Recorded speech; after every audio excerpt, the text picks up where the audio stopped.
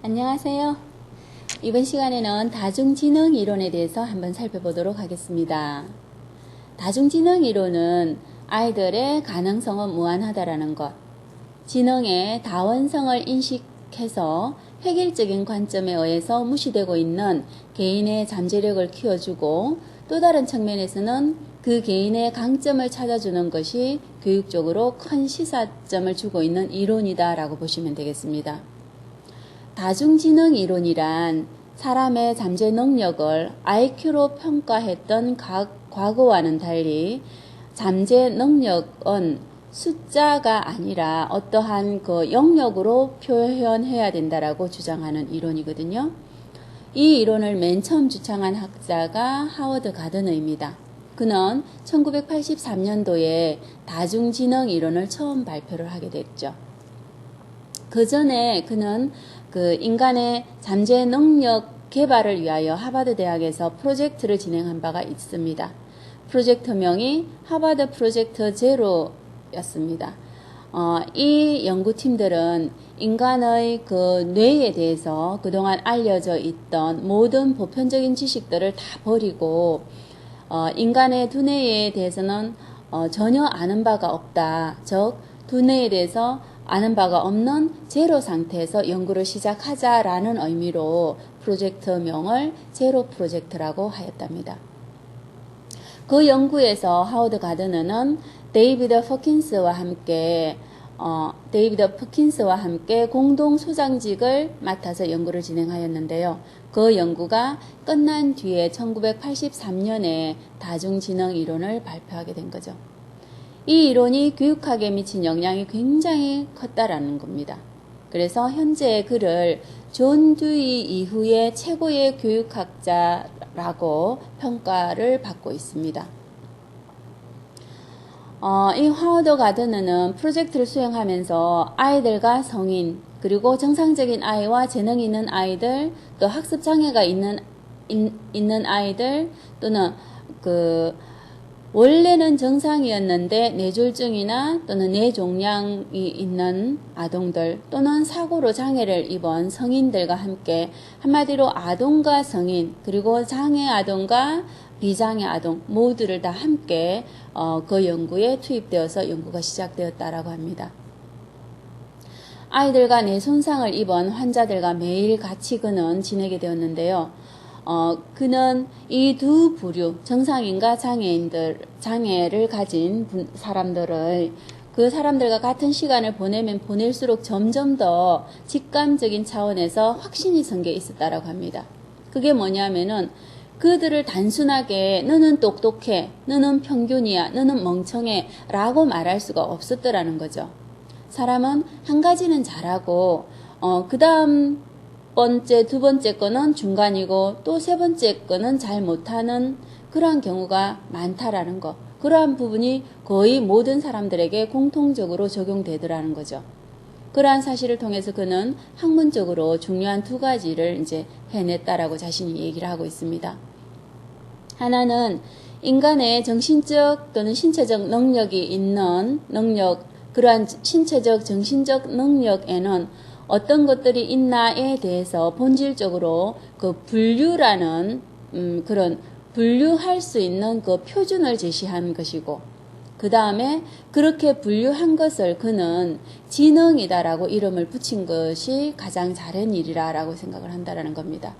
그리고 그의 이런 연구들의 그 작업들이 1980년에 이제 그 연구가 일단락되었는데요. 이러한 연구 내용에서 신경학상으로 그 뒤를 바로 어느 정도 그 정거를 찾게 되면서부터 이 이론의 확신이 탄력을 붙게 되는 거죠. 즉, 언어 지능은 뇌의 한 영역에서 나오고 또 음악적 지능은 두 번째 영역에서 나오고 와 같이 다른 것이 또 다른 영역에서 나왔다라는 것이 신경학적으로 입증이 되기 시작을 하였습니다. 그래서 1983년에 하워드 가드너는 MI, Multiple Intelligence라는 MI 이론이라고 불리는 다중지능 이론을 선포를 하게 되는 거죠. 과거 100여 년 전에 프랑스에서는 IQ 검사라는 것을 발명하게 됩니다. 이 검사는 각 연령에 맞는 다양한 문제 등을 통해서 그 사람의 능력을 알아보기 위한 것이었죠. 그리고 검사 결과에 따른 그 점수가 나오면은 그것이 바로 우리의 지능 점수가 되었던 것이죠. 즉, 점수가 높으면은 유능한 사람이고, 점수가 낮으면은 무능한 사람으로 인식되었던 그 IQ입니다. IQ 점수. 사실 이 IQ 검사는 원래의 목적은 정규 교육 과정에 적용하지 못할 학생들을 미리 가려내기 위한 것이었습니다. 그랬던 것이 지능의 대명사가 되어버린 거죠. 문제는 IQ 검사가 인간의 그 지적 능력 중 아주 극히 일부분만이 체크된다라는 점이라는 거죠. 더 큰 문제는 그렇게 극히 일부분만 체크된 그 부분이 그 부분에서 점수가 낮으면은 그 사람은 아예 지능이 낮은 사람으로 평가가 되어서 팽생을 가게 된다라는 것들이 굉장히 큰 문제가 됐다라는 거죠. 따라서 하워드 가더너가 제시한 인간의 지능에는 8가지 영역으로 분류될 수 있다. 다중지능 이론의 영역의 그 개념들을 한번 살펴보면요. 첫 번째가 언어적 지능입니다. Verbal Linguistic Intelligence라고 해서 언어적 지능은 언어 지식을 효과적으로 풍부하게 사용하는 능력을 말을 합니다. 언어적 지능이 높은 사람은 토론학습에 강하겠죠. 그러한 부분에서 두각을 나타낼 것이며 또는 굉장히 유머러스할 것이죠. 누군가로 하여금 글로서 말로서 확신시켜 줄 수 있는 그러한 능력도 있겠죠. 이러한 능력이 탁월한 사람들의 그 일의 그 영역을 보면은 아나운서라든지 기자, 소설가, 드라마 작가 등이 있겠죠. 그러한 언어적 지능이 높은 사람들로 분류를 할 수가 있겠습니다. 그 다음은 논리 수학적 지능입니다. 논리적인 관점에서 숫자를 다루고 어떤 대상을 분석하고 과학적으로 추론하는 능력을 말을 하는데, 논리 수학적 지능이 뛰어난 사람은 그 논리적 과정에 대한 문제들을 보통 다른 사람보다 훨씬 더 빠른 속도로 해결을 하고 있는 그러한 능력이 있더라는 거죠. 이러한 사람들로는 아인슈타인이라든지 빌 게이츠라든지 우리나라에는 장영실이라든지 안철수라든지 이런 분들이 계시겠죠. 다음은 공간적 지능입니다. 하워드 가더너는 세 번째 영역의 공간적 지능을 분류를 했는데요. 공간적 지능이란 시간적, 공간적 세계를 정확하게 지각하는 능력과 그런 지각을 통해서 그 형태를 바꾸는 능력까지를 말을 합니다.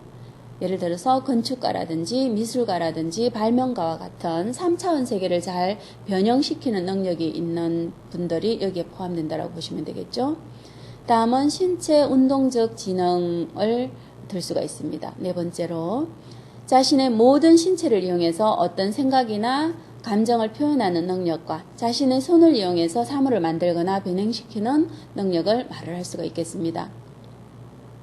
이 지능이 뛰어난 사람은 생각이나 느낌을 몸동작으로 표현하는 그러한 능력이 뛰어나고 또는 몸의 균형 감각과 또는 촉각이 다른 사람들에 비해서 굉장히 발달됐다. 예를 들어서 연극인들, 운동선수들, 무용가 등이 있고 박지성 선수라든지 김연아 선수 등도 여기에 굉장히 천재적인 지능에 속한다라고 보시면 되겠죠. 그 다음은 음악적 지능입니다. 다섯 번째로 음악적 지능이 뛰어난 사람은 소리나 또는 진동, 리듬 같은 이런 음의 세계에 굉장히 민감하고 사람의 목소리와 같은 비언어적 소리에도 민감하게 반응을 보인다라는 거죠. 굉장히 그쪽으로 발달됐다라는 거. 예를 들어서 음악가, 유명한 음악가들, 베토벤, 모차르트, 조수미 이런 사람들이 되겠죠. 다음은 대인관계 지능으로 또 분류를 하고 있습니다. 이 부분은 타인의 기분이라든지 감정을 지각하고 구분할 수 있는 능력을 말합니다. 대인관계 지능이 뛰어난 사람은 친구가 많겠죠. 그래서 오늘날 사회에서 중요하게 여기는 그 집단의 응집력 또는 그 집단의 지도력, 조직력, 결속력 또는 소통력 등과 같은 사회적 기능에 대한 요구가 굉장히 많이 요구되고 있는데 그러한 부분들이 이 지능에 해당된다라고 보시면 되겠습니다. 직업적으로는 교사나 상담가나 종교가, 정치가, 외교관 이런 사람들이 되겠죠. 다음은 7번째로 자아성찰적 지능을 살펴보면요. 개인 이해 지능이라고도 합니다. 자신에 대한 객관적 이해와 그리고 지식과 그에 기초하여서 잘 행동할 수 있는 능력을 말을 합니다. 철학자라든지 종교가라든지 심리학자 등이 여기에 포함되겠죠. 마지막 영역으로 분류한 것이 자연탐구 지능입니다. 인간의 뇌에 자신의 환경으로부터 최상의 것을 얻어내는 능력과 그리고 환경에 관심을 갖고 자연을 연구하는 능력으로서 환경에서 생존하고 또 적응할 수 있는 그러한 능력이 뛰어나다라고 보시면 되겠죠. 즉, 자연 환경을 탐구하는 능력과 환경에 적응하고 교감하는 능력이 발달된 지능이다라고 보시면 되겠습니다. 예를 들어서 식물학자, 동물학자, 조류학자, 환경운동가 등이 이 영역에 탁월한 분들이라고 보시면 되겠죠.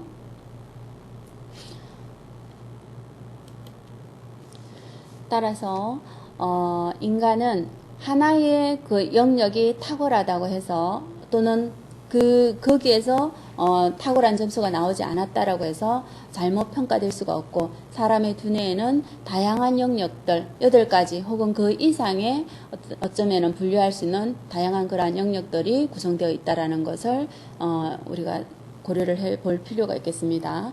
그래서 다중지능 이론을 통해서 살펴본 우리 교사들의 역할에 대해서 살펴보면은요.